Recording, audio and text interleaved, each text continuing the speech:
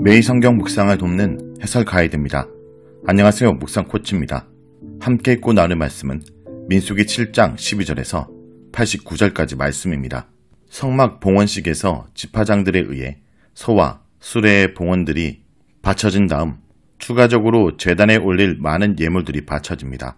이 헌금 장면에 대한 묘사는 89절에 이를 만큼 매우 길지만 사실은 12차례에 걸친 내용 반복에 불과합니다. 이것은 12지파장들이 각자 자신의 지파를 대표해서 첫날부터 12째 날까지 하루에 한 지파씩 순서대로 준비한 예물을 바치는 이야기입니다.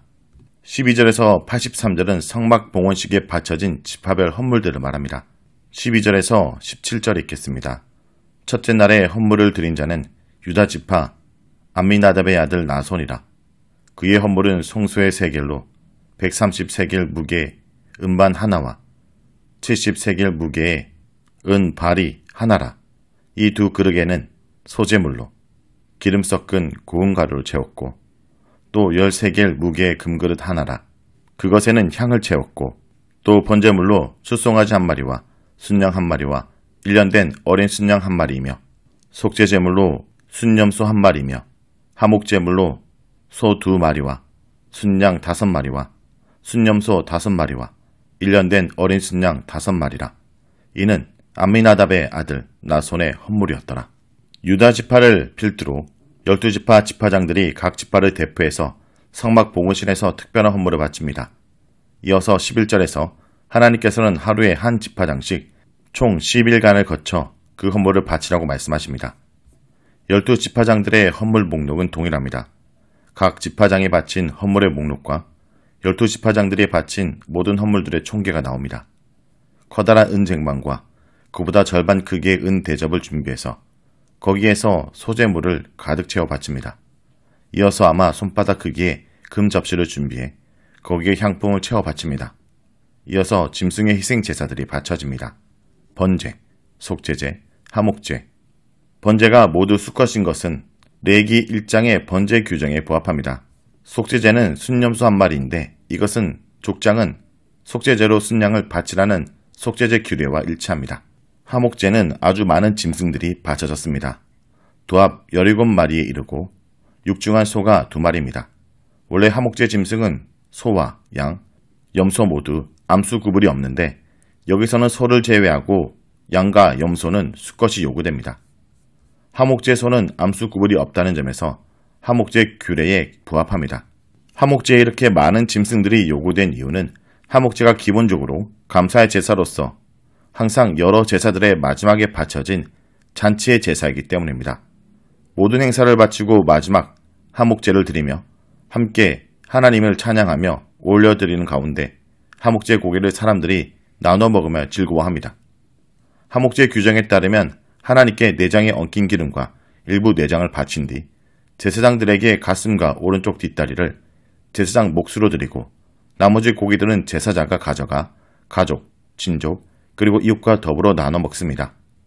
이 특별한 봉헌신 날에는 지파별로 모든 백성들, 아마도 실제로는 지파의 장로들과 어른들, 그리고 대표들이 성막에 모여서 이 하목제 고기를 함께 나누며 즐거워했을 것입니다.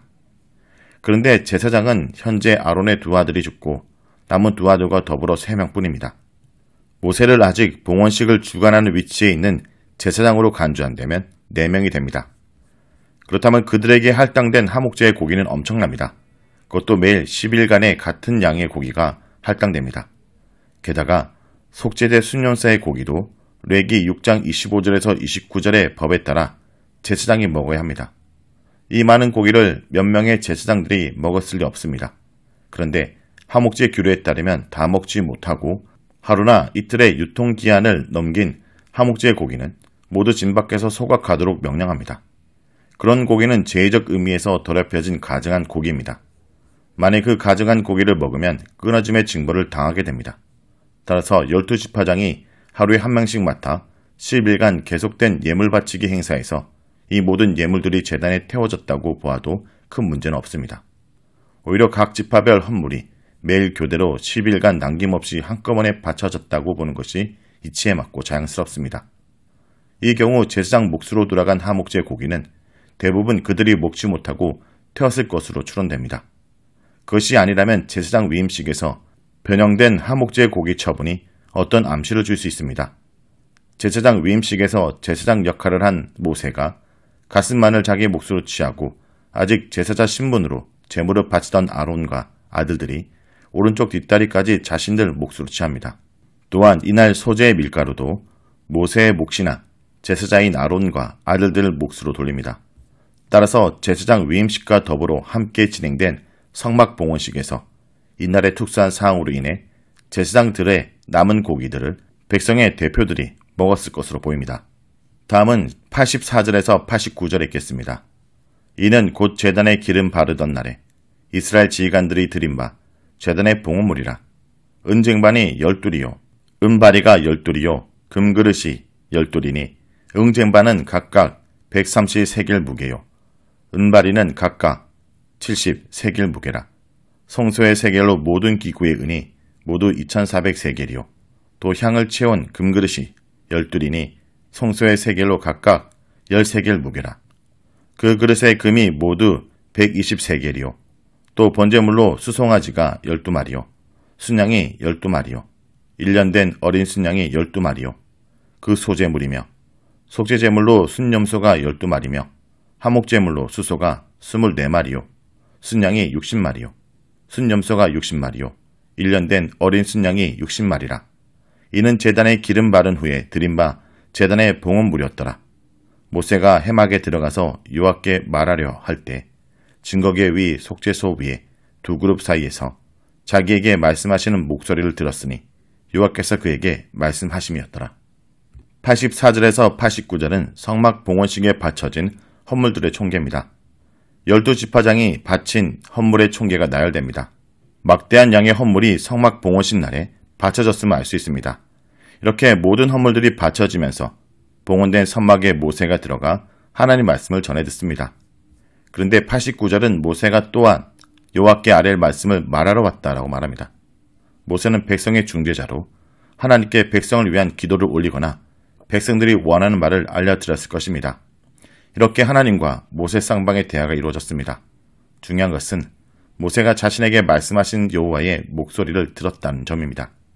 이것은 9장 8절에서 어떤 사람들이 유월절을 지키지 못할 경우 어떻게 해야 하는지 모세에게 문의했을 때 모세가 내가 여호와께서 이렇게 명령하시는지 들으리라 라고 했던 백성과 모세 사이의 대화에서 확인됩니다. 여호와께서는 증거계 위에 속죄소의 두 그룹 사이에 왕으로 자정에 계셔서 백성들을 통치하시고 이끄시고 또한 엄행을 내리셨습니다. 모세는 속죄소 앞, 즉 지성소로 들어가 하나님을 배웠습니다. 아론은 1년에 하루 음력 7월 10일 속죄일에만 입장이 허락되었으나 모세는 하나님의 부름을 받을 때마다 그 신성한 공간에 출입할 수 있는 특권을 부여받았던 것입니다. 그러나 아마도 아론이 대제사장으로 임명된 이날 이후는 모세의 지성소 출입도 제한되었을 것으로 추론됩니다. 왜냐하면 그의 임시적 대제사장의 임무가 종료되고 이제 단지 행정적, 정치적 우두머리로서 백성을 이끌기 때문입니다. 자, 여기까지가 민수기 7장 12절에서 89절까지 말씀입니다. 오늘 말씀을 통해 우리는 무엇을 묵상하고 적용해야 할까요? 하나님은 우리가 바친 예물을 가치 있게 여겨주십니다. 하나님께 바친 각 예물들을 본문에서는 자세히 묘사하며 그 가치를 드러내십니다. 하나님은 아무리 작은 봉사 행위라도 낱낱이 기록하시고 그 작은 예물 하나라도 빠뜨리지 않고 기록하기를 기뻐하십니다. 지극히 작은 자 하나에게 냉수 한 그릇을 대접한 것을 기억하시는 분이 성도가 행하는 사소한 봉사 하나도 생략하지 않고 영원토록 기념하십니다. 아무도 내 수고와 봉사를 알아주지 않는다고 실망하지 마십시오. 하늘에 계신 하나님께서 우리의 봉사의 내용뿐 아니라 그 방식까지라도 낱낱이 기억하고 격려하시기를 기뻐하십니다.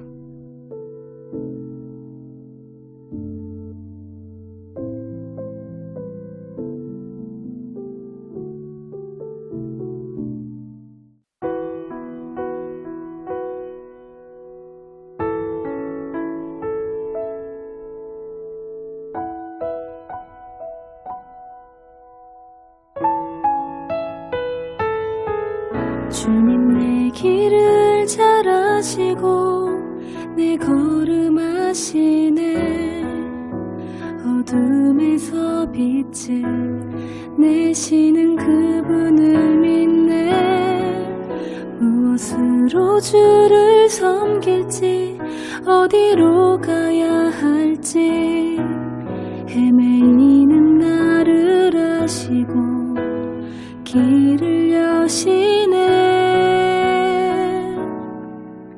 내 삶은 주의 것, 내 삶은 주의 것, 온전한 신뢰를 주께 드리네. 보이지 않아도 믿음으로 걷네. 주 영광 바라보며 주만 따르네.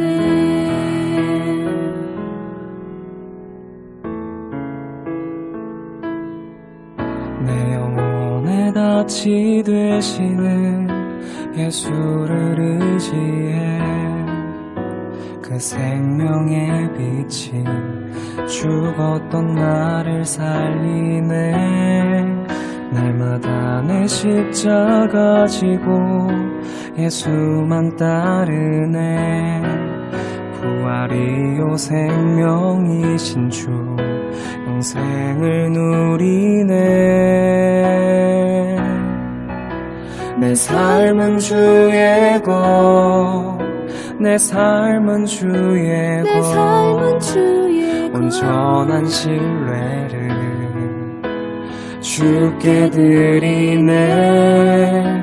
보이지 않아도 믿음으로 걷네. 주 영광 바라보며 주만 따르네. 좁은 길을 따르라 승리의 주, 영원한 생명 되시네. 고난 중에 순종을 배워가며 너의 모든 삶 맡겨드리라.